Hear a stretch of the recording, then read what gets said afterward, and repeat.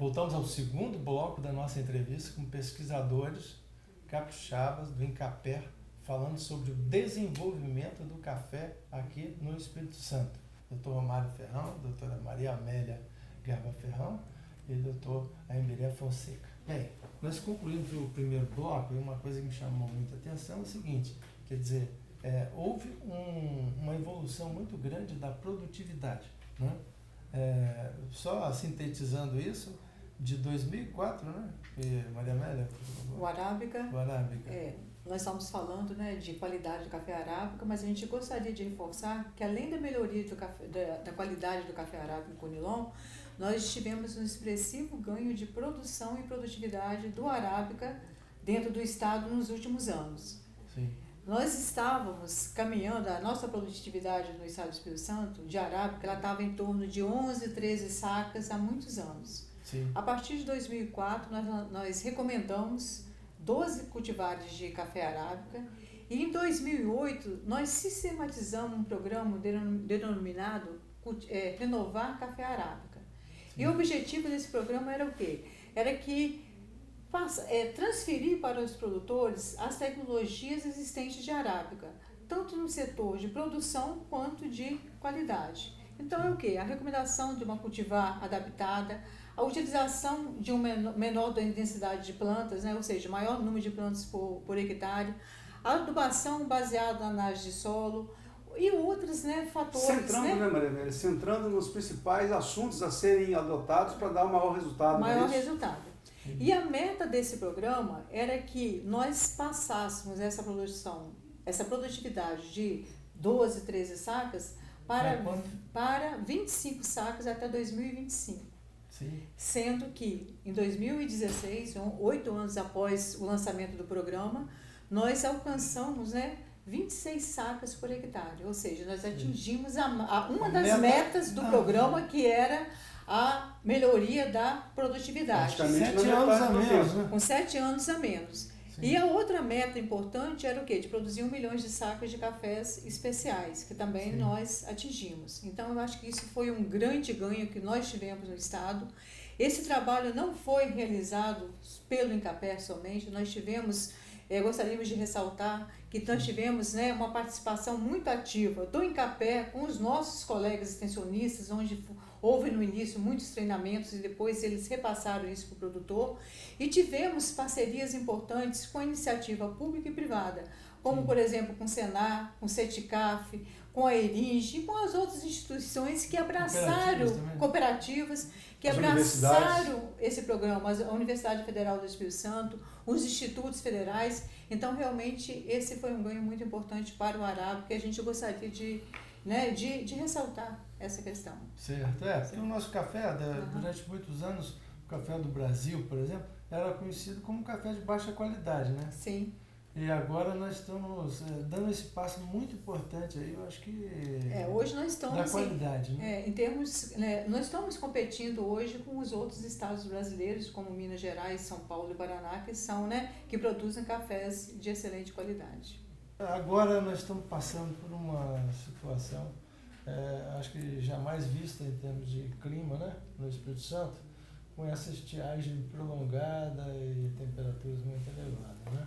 Nós vimos tendo aumentos progressivos no desempenho da lavoura de café no estado, tanto de arábica quanto de Conilon, até que em 2014, depois da nossa última grande safra, né, nós tivemos uma queda para o ano de 2016 da ordem de quase 50%. Nós saímos de 9,7 a quase 10 milhões de sacas no estado para uma produtividade pouco superior a 5 milhões de sacas.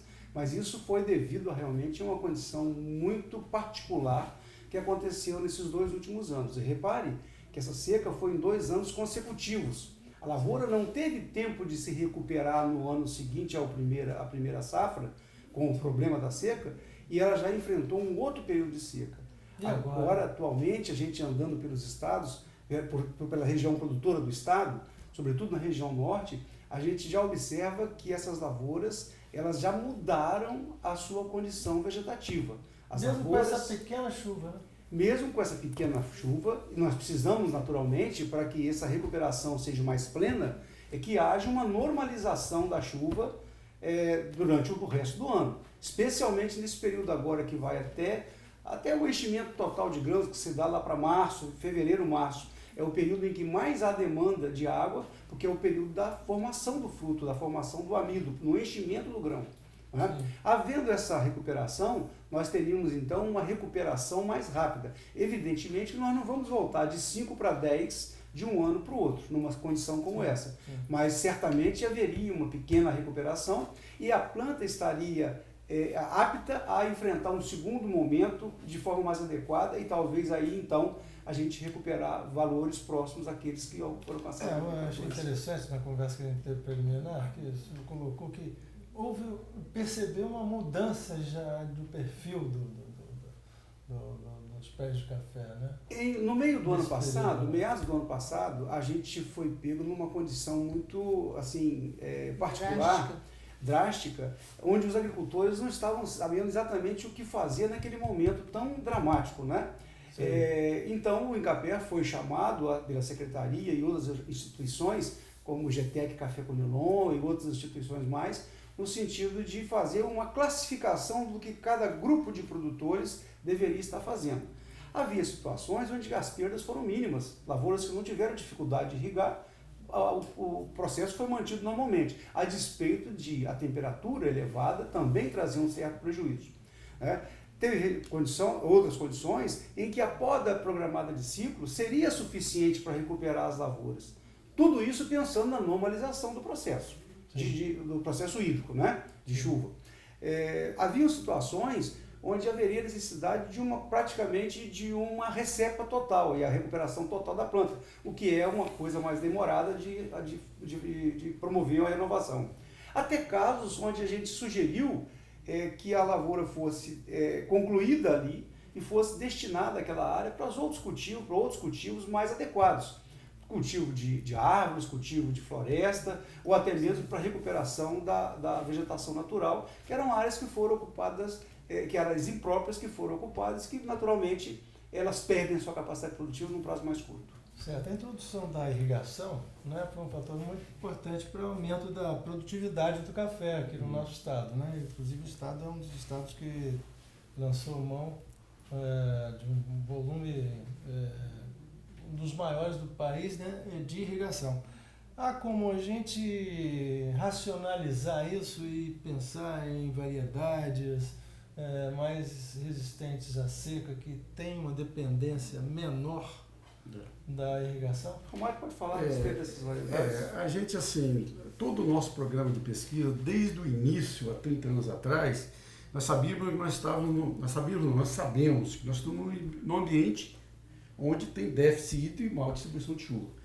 73% mais ou menos da área que cultiva café Conilon, ela tem déficit hídrico acima, até 350 milímetros por ano. Então é uma região que, para essa cafeicultura ela ser sustentável, ela precisa de um bom manejo. A primeira, utilização de tecnologia. Segundo, um bom manejo de solo, água e da planta, né? E dentro do melhoramento genético, a gente sempre trabalhou como a tolerância à seca como a demanda número 1. Né? Então, todas as nove cultivares desenvolvidas pelo Incapé, além das características produtividade, qualidade de bebida, boa arquitetura, ela tem tolerância à seca. Mas como a seca é um problema global e nós estamos ultimamente oferecendo mais pressão de seleção, visando novas cultivares de tolerância à seca. Nesse processo de busca de materiais genéticos possuidores de características importantes como a resistência à seca, ele é feito pelo Incapé considerando as condições normais de precipitação dos últimos 100 anos, que é em torno de 1.100, 1.150 milímetros na região produtora. Sim. Então, quando se diz assim, nesse momento de seca, por que caiu tanta produção? Porque ela não continuou dentro daquela mesma sequência que ela vinha vindo, naquelas mesmas médias. De repente você teve um ano agora com precipitação que foi praticamente 50%, né? 50% do normal a todo ano, né? Então, quer dizer, considerando a possibilidade de irrigação, mesmo com tudo isso, existe um oferecimento de água natural através das chuvas, que é da ordem de 1.100, 1.150 milímetros na maioria da região produtora. Eu gostaria de Agora, ressaltar, o Almir e Imbré, é outra questão, porque hoje, muitas vezes, quando a gente fala, nós desenvolvemos 9 variedades cultivares de café conilon e elas apresentam tolerância à seca, mas contudo nós tivemos essa seca e o material, né, a produção foi muito baixa. Acho que nós temos que avaliar isso de diferentes, né, ângulos, essa questão. Por exemplo, se uma lavoura ela está com a variedade Vitória, que é uma variedade tolerante à seca, e ela vinha, primeiro você tem a condição climática, ela foi muito drástica. Nós não estamos falando de material resistente, nós estamos falando em intolerância, né? Bom, então essa condição foi uma condição atípica. Quando essa lavoura ela estava numa condição não irrigada, que ela foi implantada e conduzida, a perda foi menor. Agora, se a lavoura estava numa condição irrigada, então você imagina, aquela planta estava irrigada, estava recebendo toda a tecnologia, né, não faltando nada. De repente faltou água. E junto com a água, teve um aumento de temperatura. Então, na verdade, essa lavoura, a perda foi muito maior do que aquela que estava sendo, né, conduzida numa condição não irrigada desde o... Na verdade, são duas questões. Não é porque o material não tem tolerância, é porque ela estava numa condição climática e, de repente, ela foi, né, simplesmente foi cortada essa condição. Certo. E o produtor, ele deixou de irrigar por quê? Porque faltou água, inclusive, para irrigar, nas maiorias das lavouras do estado. Certo. Sempre que a gente puder ter variedades que usam a irrigação com parcimônia como complemento, né, é melhor, né? Acho que, inclusive, tem algumas técnicas agora que estão sendo usadas, né, para aprofundar a raiz, buscar água a uma profundidade maior que não sente tanto a ressecação de imediato. Agora, os cafezais como ocorrência natural, na Etiópia e tudo mais, eram materiais de subbosque, né? Sim. E também tem essa questão do sombreamento. Como vocês veem isso hoje, à luz dessa nova forma agora de a gente pensar no meio ambiente e desenvolvimento da cultura cafeeira? A gente tem que imaginar que a gente tem que cada vez dar mais atenção para as questões de mudanças climáticas. Isso é um fenômeno real, não só no Espírito Santo, mas no Brasil e no mundo. E não é uma tecnologia isolada que ela vai minimizar esses efeitos. Sim. Da seca, da alta temperatura. Então é se trabalhar um conjunto de tecnologias. A gente sabe que existem alguns países que estão um pouco mais avançados em relação ao sombreamento. O INCAPé e com parceiros, nós estamos atentos para isso. A gente já tem alguns trabalhos de pesquisa já implantados e com resultados, mas não é apenas no melhoramento ou apenas no manejo. E sim, trabalhar com café sombreado é uma questão bastante complexa. Primeiro, precisa de trabalhar nas diferentes áreas do conhecimento, com equipe multidisciplinar, e exige maior áreas experimentais e assim por diante, né? Então, deve ser um conjunto, passando pela variedade, pelo melhor preparo de solo, visando com que essa planta ela aprofunde mais esse sistema radicular. Talvez tenha que ter uma interferência da parte de proteção do solo, de adubação tanto química como orgânica desse solo. Quebra-vento, caixa seca, o bom manejo do mato e assim por diante. Gente, olha, eu agradeço a vocês, o tempo infelizmente esgotou, né? Porque o assunto é muito palpitante e muito importante, mas eu de imediato agradeço mais uma vez a participação de vocês e parabenizo aí pelo reconhecimento que vocês já têm tido, né? Inclusive com premiações diversas, mas que cada vez mais possam estar fazendo crescer a nossa cafeicultura.